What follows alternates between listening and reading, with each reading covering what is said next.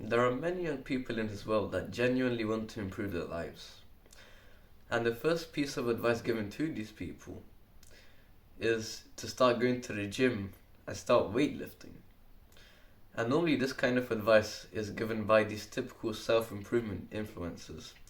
And also people that scroll on Reddit all day thinking that they know what they're talking about, but they actually don't. These people say they should go to the gym for benefits like becoming more aesthetic, which leads you to get more girls, and so that you become more confident.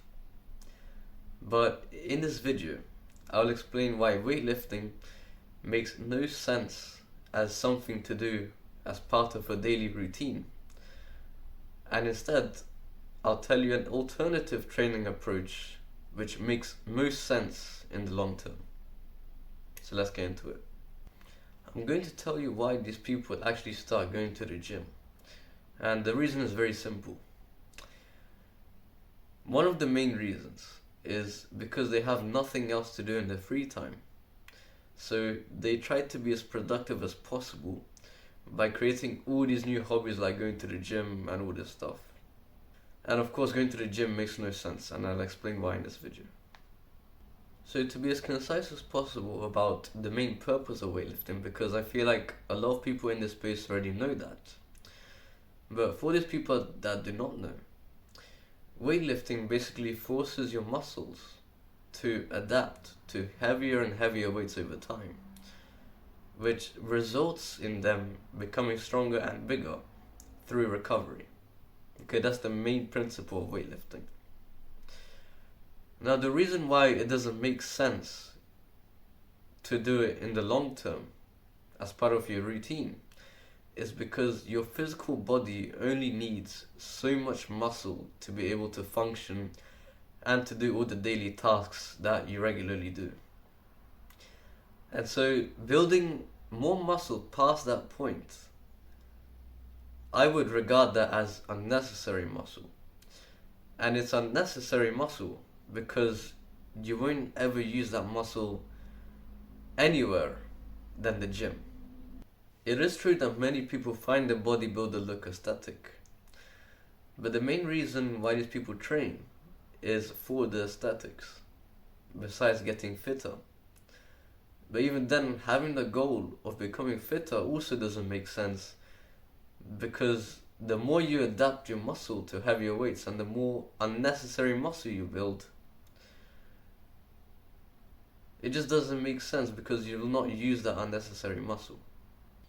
A lot of online influencers say that you should become consistent in your weightlifting journey to improve your life and see results quicker. But what they hide from you is that if you become consistent in weightlifting, your body will have to endure consistently through unnecessary stress just because you want to look jacked and strong.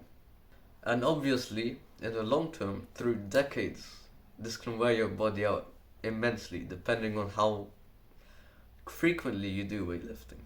But why do influencers on the internet insist on you becoming aesthetic? We already talked about this.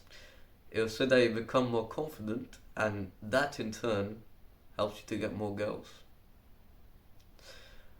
But you only become more confident not because you have more experience than everyone, but because you look bigger than everyone.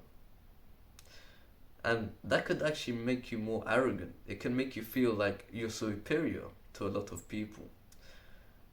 And that can lead to you saying things that you never wanted to say, but you say them because no one can stop you, because you gain the muscle and the strength and you can beat them up. That's the logic. This could end up in you getting more girls because, of course, there are girls that are attracted to this kind of fake confidence. But these girls aren't around for the long term. They're only here for the short term. And girls should be focusing more than aesthetics. They should be focused on the destiny and the life you have together, rather than dating someone just because they look big, right? And some people don't think for themselves. They just do whatever the surrounding people are doing. They need like someone to turn on their brain. So now in this part of the video, I'm going to tell you the way to train, which makes most sense to do in the long term. And that is calisthenics, where you train using solely your body weight, using the three foundational movements, which are push-ups, pull-ups, and squats. Calisthenics strikes a much better balance than the gym in preventing muscle atrophy and also the level in which you stress your body. Muscle atrophy is just when your muscles fade away because you use them less and less over the whole course of your life. And in one of my previous videos, I said that prioritizing your lower body over your upper body makes most sense for training. So if you want to find out more about that, I'll put a link in the description for that video.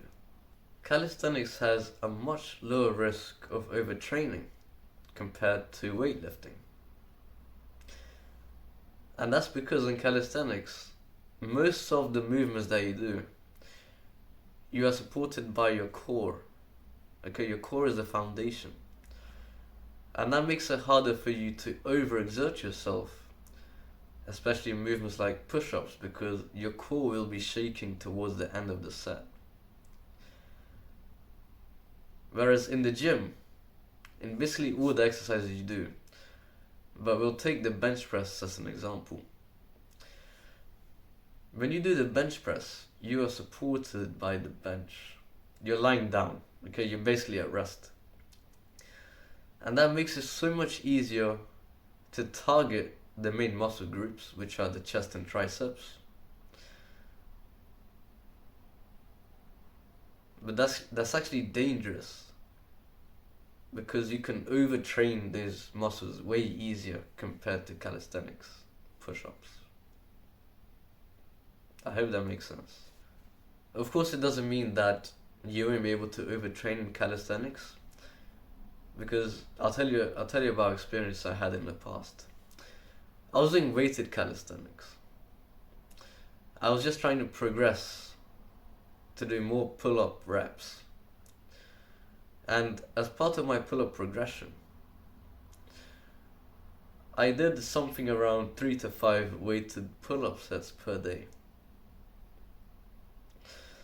And a few days or weeks into that, I started getting pain in my elbows. And it's known as golfer's elbow. And it basically meant that I had to stop training completely for a few days, just so that pain could go away. So just because you're doing calisthenics, it doesn't mean that, it's basically impossible to overtrain. It just means that it takes more effort to overtrain, because your core basically stops you from doing it. It stops you from overtraining. So basically what I'm trying to say is this: as long as you listen to your body during any exercise that you do, and as long as you understand this message and take it into mind, you're probably gonna be fine if you do calisthenics. If you do like my message and you want to support me, I've released my first ever online course which will teach you about the fundamentals of functional fitness through calisthenics. So if you want to find out more about that, I'll put a link in the description. It's going to be the first link. So click on that if you're interested. If you enjoy videos like this, please make sure to leave a like and subscribe. And maybe a comment if you want. And I'll see you in the next video.